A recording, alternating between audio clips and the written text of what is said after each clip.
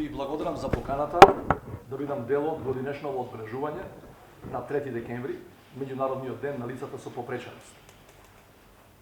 Вообичаено ова сала секој 3 декември е исполнета со вашите членови, волонтери и гости. За жал поради пандемијата, денеска сме во редуциран број. Но тоа не е причина да не проговориме за состојбата на лицата со попреченост и да не побараме механизми и начини за поддршка. Нашата држава ја има ратификувано Конвенцијата на Обединетите нации за правата на лицата со попреченост пред скоро една деценија, но се уште заостануваме со нејзина целосна и доследна имплементација.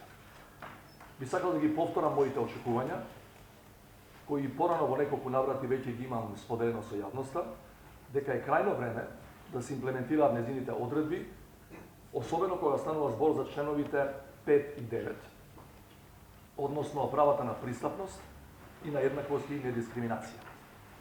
Потребно е надлежните институции со директна поддршка и вклученост на представниците од организациите на лицата со попреченост поефективно да пристапат кон имплементација на споменатите членови.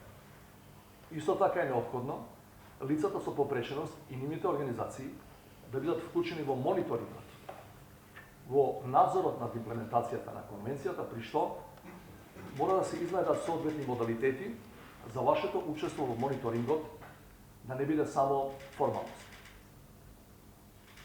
Знам дека како државни институции работиме на укинување на физичките и менталните бариери. Се имплементира инклузивното образование. Ги надминуваме стереотипите кои за жал се длабоко вкоренети кај нас. Сепак сето ова мора да оди со многу поголема динамика, со максимална посветеност и безрезервна поддршка на лицата со попреченост и на здруженијата кои ги застапуваат нивните интереси. Во тој контекст мора да се отвори простори за нови идеи, иницијативи и користење на искуства од поразвиените држави. Институциите кои работат со лицата со попреченост неопходно е да имаат соодветни кадровски, финансиски и технички ресурси. При тоа не смее да се прават компромиси и да се одложуваат процесите без разлика на сите економски, политички или како во моментов здравствени предизвици и проблеми. Почитувани, веќе споменав за ефектите од пандемијата на COVID-19, која го загрози нашето здравје, ја разнича нашата економија и од темел ги промени нашите животни навики. Најранливите категории наши сограѓани се и најзагрозени во оваа ситуација. И за тоа им е потребна поддршка, солидарност и грижа.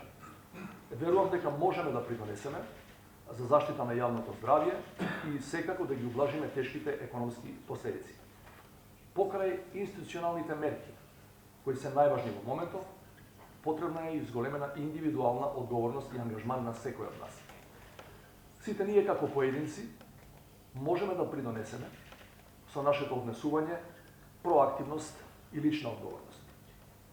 Во оваа ситуација, особено значајна е улогата на граѓанските организации како застапници на потребите и интересите на граѓаните, кои многу придонесуваат за општото добро на заедницата. Ја користам уште еднаш оваа можност да го честитам меѓународниот ден на лицата со попреченост и да ви заблагодарам за сиот ангажман и сите активности што ги преземате како здруженија, за да ги застапувате интересите на вашите членови, со што придонесувате нашето општество да биде посолидарно и похумано. Сакам и денес овде, уште еднаш, да ви кажам дека јас и сите мои соработници во рамки на своите надлежности сме постојано отворени за соработка и ви стоиме на располагање во секое време.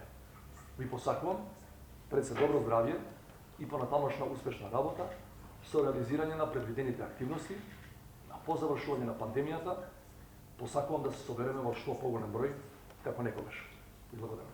Јас како председател на Националниот сојуз на клуби и наглуби, невработеноста, образованието и инклузијата во сите други културно-општествени процеси, по кои би можело да ги користи овие видео и интернет услуги на кол-центарот и ќе даде резултат за неколку години, кога би се обучиле позначителен број на толкувачи на знаковен јазик.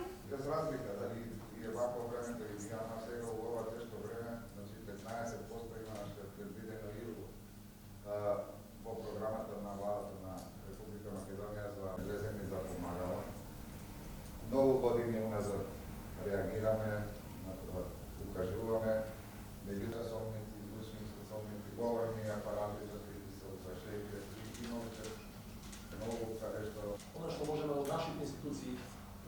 danovci održavati ovo koje sme državljani i građani. Ako tije neko može da mi go возможно, защо да оди да дам околу додатокот за глупост. Што ми кажете колку изнесува сега?